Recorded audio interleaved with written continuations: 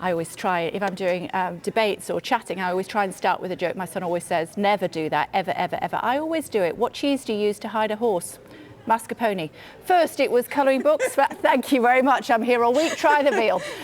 First, colouring books for adults. Now, so-called extreme dot-to-dot books have become the latest publishing industry phenomenon. W.H. Smith has seen bumper sales of the books, which aim to help people to de-stress at the end of the day. Let's speak with puzzle expert Dr. Gareth Moore. Here he is. He's also author of Ultimate Dot-to-Dot. Thanks for joining us on Sky News this afternoon. So, how does it help doing dot-to-dots? We did that when we were little, surely.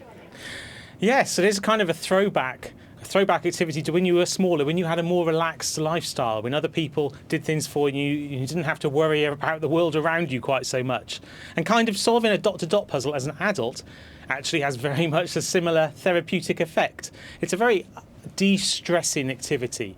It uses just a little bit of your mind, just sitting there joining the dots, and whilst you're doing it, you're relaxing. You're not staring at a screen or your phone, you're not being distracted or being disturbed by other things going on, you're not worrying about tasks you have to do, you're just focused on that one simple task, and whilst that happens, your brain gets a chance to relax because it's not too tiring, it's just relaxing, and suddenly you find yourself feeling a lot happier than you were before you did your dot-to-dot. So is that a little bit like Nintendo games that people used to play? Obviously, other quiz mind games are available. I must just point that out. But it's that sort of thing.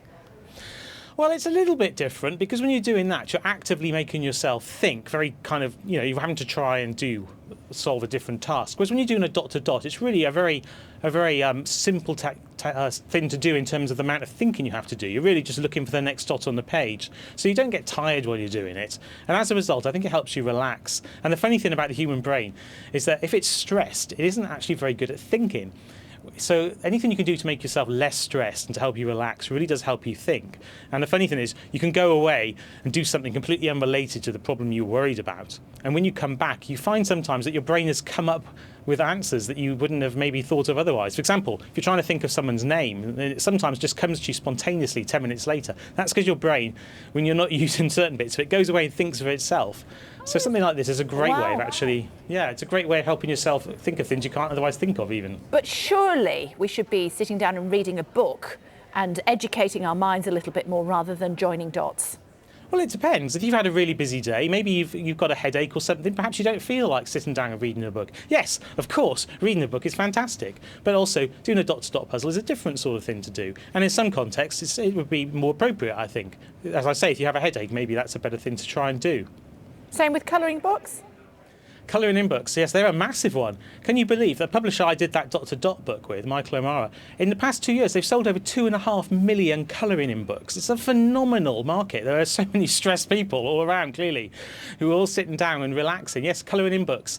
They're very peaceful things to do. And you have that massive satisfaction, both with dot-to-dots and with colouring in books, of completing something.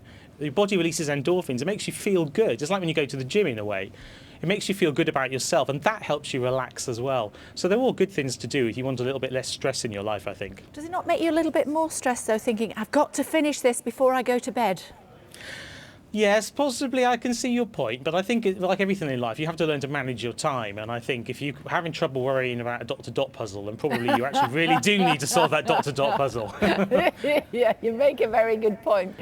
Hopefully you come back with a conundrum for us very soon, but for now, great. For now, thank you very much indeed for joining us. Thanks a lot. My pleasure. Business news for you coming up in just a moment here on Sky.